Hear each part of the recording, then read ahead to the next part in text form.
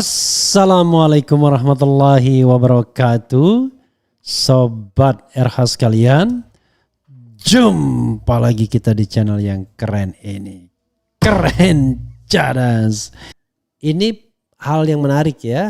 Ada Pilkada DKI 2017 yang dimenangkan Anies adalah demokrasi terbaik di Indonesia. Ini pendapat dari Faisal Assegaf menjawab tudingan dari Jarod Saiful Hidayat yang kayaknya tidak pernah mau move on dan tidak mengakui bahwa Pilkada DKI adalah salah satu pilkada yang terbaik. Why terbaik? Nanti kita lihat uraiannya. Karena saya juga menganggap demikian. Karena ada a genuine debate among the candidates ya. Enggak kayak Pilpres yang debatnya diatur. Kalau ini a genuine debate among the candidates itu kelihatan betul ya. Ada debat yang memang sungguh-sungguh benar. Kemudian perkara kemudian ya ada titik-titik, ada kelemahan-kelemahan sedikit ya. Saya kira biasa ya di dalam pemilu itu primordialisme baik daerah maupun agama itu dibesar-besarkan atau digunakan. Dari awal saja kita sudah berpikir kalau kita memilih calon presiden, wah kita harus didampingi NU, didampingi Muhammadiyah, didampingi yang bisa menguasai Jawa Barat, yang menguasai Jawa Tengah, Jawa Timur. Kan sama, cara berpikirnya ya primordial juga. Dan itu sah-sah saja. Karena toh di hulu itu adalah bagaimana memenangkan kontestasi. Dengan segala cara? Enggak juga. Karena kalau dengan segala cara itu kan akan disemprit oleh pengadil. Ada Bawaslu, ada KPU, ada DKPP ya. Jadi aneh juga ya kalau misalnya kok tidak pernah mau move on dan tidak mengakui Pilkada DKI adalah salah satu pilkada terbaik. Karena di situ kelihatan betul Anies Baswedan yang bukan siapa-siapa dan selalu dikatakan nomor 3 akhirnya memenangkan pertarungan. Padahal calon incumbent dibantu oleh kekuasaan istana. Kenapa kita nggak melihat bahwa tidak fair sesungguhnya? Tetapi di tengah ketidakfairan tersebut masyarakat Jakarta lebih logis dalam memilih calon pemimpinnya, kan begitu. Masa kalau Ahok yang menang kemudian kita mengatakan itu bagus, kalau Anies yang menang gak bagus ya, aneh sekali. Coba kita bacakan apa yang dikatakan Faisal Assegaf ini ya. Pilkada DKI 2017 yang dimenangkan Anies adalah demokrasi terbaik di Indonesia. Kritikus Faisal Assegaf mengungkapkan bahwa pemilihan kepala daerah Pilkada DKI Jakarta tahun 2017 yang dimenangkan Anies Baswedan adalah demokrasi terbaik di Indonesia. Pasalnya Faisal mengatakan bahwa Pilkada DKI 2017 berlangsung dengan jujur dan menghasilkan pemimpin terbaik saat itu yang tak lain merupakan mantan Gubernur Jakarta Anies Baswedan. Pilkada DKI 2017 adalah demokrasi terbaik di Republik ini, berlangsung jujur dan menghasilkan pemimpin terbaik untuk negeri ini, ujarnya. Sehingga ia meminta agar tak menggunakan isu suku, agama, ras, dan antar golongan sara untuk membuat Pilkada DKI 2017 menjadi buruk apalagi tujuannya demi menipu demokrasi. Jangan sok bicara sara demi tujuannya tipu-tipu dalam berdemokrasi. Umat Islam berhak atas identitas dan ajarannya untuk perjuangkan keadilan, jelasnya. Sebelumnya Ketua DPP PDIP bidang ideologi dan kaderisasi Jarod Saiful Hidayat mengungkapkan bahwa Pilkada DKI 2017 terdapat politisasi sara ketika membicarakan pentingnya Pancasila.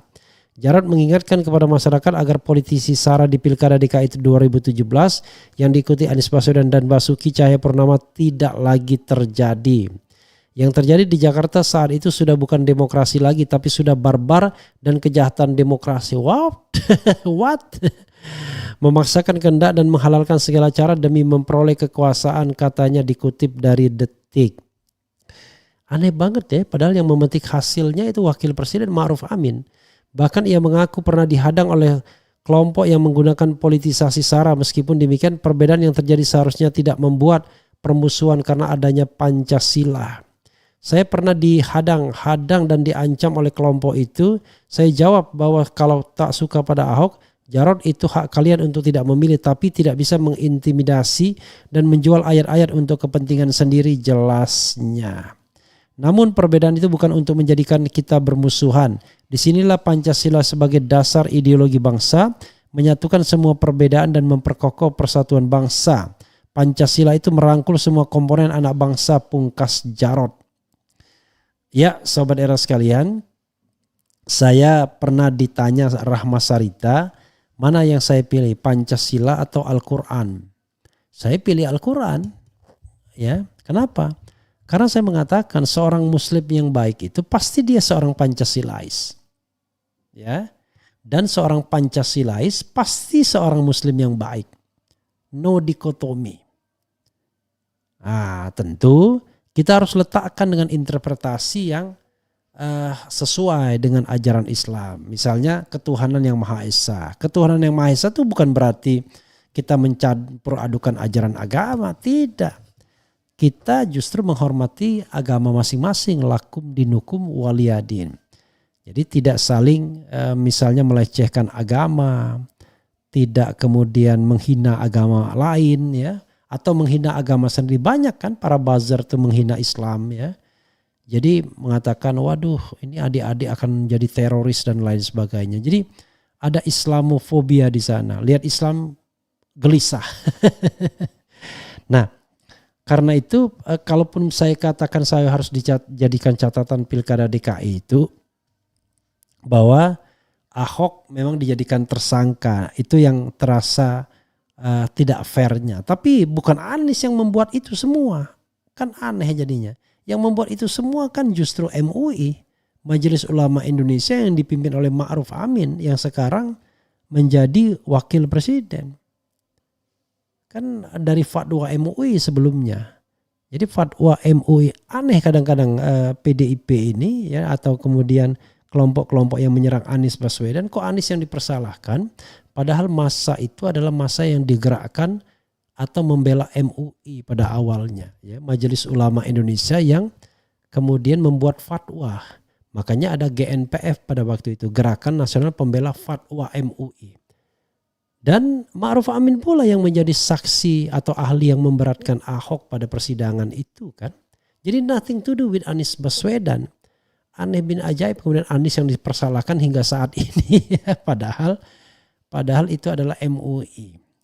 Setelah MUI kemudian ada gerakan yang FPI ya. Kemudian ada gerakan demo 212 dan lain sebagainya itu 411. Jadi itu adalah umat dan Anies pada waktu itu dia sebagai kandidat. Kalaupun kemudian umat lebih mendukung kandidat saya kira wajar-wajar saja. Sama sekarang misalnya. Ya kan? Sekarang ini kita tidak bisa terhindarkan antara dua kelompok ini. Kelompok Islam yang mengidentifikasikan politiknya dengan politik Islam. Dengan kelompok nasionalis yang mengidentifikasi ini dengan kelompok nasionalis. Jadi jangan heran kalau misalnya tim-tim Ganjar misalnya. Itu kelompok-kelompok yang nasionalis. Bahkan kelompok-kelompok non-muslim misalnya banyak bergabung di sana. Jadi wajar dalam politik Indonesia. Tapi bukan berarti tidak ada kelompok non-muslim yang bergabung di Anies. Ada pendeta siapa itu juga bergabung. Jadi sebenarnya toh akhirnya selain ada pilihan-pilihan ideologis seperti itu, ada juga pilihan rasional. Kenapa misalnya seorang muslim lebih mendukung Anies Baswedan misalnya. Kenapa tidak Ganjar, kenapa tidak Prabowo. Atau sebaliknya non-muslim kenapa lebih pro kepada Ganjar dan barangkali kepada Prabowo ketimbang kepada Anies. Walaupun tidak mutlak ya. Jadi yang namanya politik itu tidak meniadakan identitas. Tapi yang tidak boleh adalah melanggar hukum. Melanggar hukum itu adalah kalau pemilu itu berlangsung secara tidak jujur dan tidak adil. Padahal kalau kita lihat ya, Pilkada DKI itu adalah satu-satunya menurut saya kontestasi politik yang menghadirkan debat yang memang tidak basa-basi, debat yang betul-betul tough, terutama antara Anies dan Ahok. Ya. Beda sekali dengan debat Pilpres Jokowi versus Prabowo yang kelihatannya tidak ada gregetnya sama sekali dan terkesan di setting ya, masing-masing pihak tidak boleh menyerang pihak yang lain. Nah ini kita akan lihat nanti apakah kalau Ganjar sama Anies sama Prabowo nanti berdebat kemudian akan menjadi medan yang luar biasa. Ini yang saya kira ditakutkan oleh mereka-mereka. Ya, silakan please berdebat, ya kan? untuk menunjukkan kepada rakyat sesungguhnya mana pemimpin yang siap, mana pemimpin yang punya konsep, punya visi dan punya misi. Gitu ya. Gitu, sobat era sekalian. Nah, langkah meniadakan Anies itu karena salah satunya mereka takut dengan potensi kemampuan Anies dalam berdiplomasi, berdebat ya, berorasi dan lain sebagainya. Coba nanti kita akan lihat ya. Walaupun saya tahu aromanya Ganjar akan keroyokan tuh sama sama Prabowo ya. Atau jangan-jangan malah Prabowo merasa di prank oleh Jokowi, tiba-tiba juga bersatu dengan Anies untuk menghadapi Ganjar yang kata Adian Napitupulu didukung oleh Jokowi ya. Setelah dikonfirmasi berkali-kali siapa yang didukung Bapak, Ganjar katanya. Makanya Adian ketika Jokowi sudah mendukung Ganjar nggak lagi ribut dia. Ketika tidak mendukung Ganjar ribut dia, tidak boleh katanya, harus netral. Gimana nih ya? Assalamualaikum warahmatullahi wabarakatuh. Ciao.